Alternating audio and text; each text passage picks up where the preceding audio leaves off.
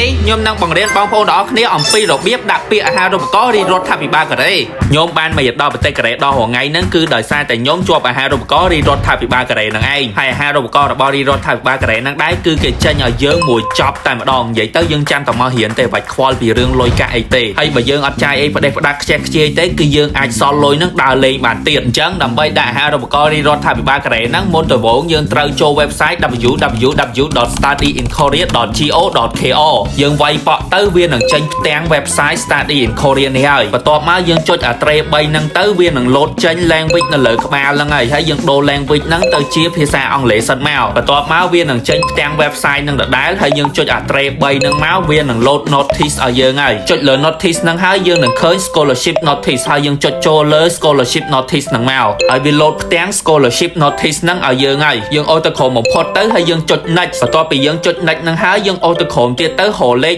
64ដែលគេដាក់ថា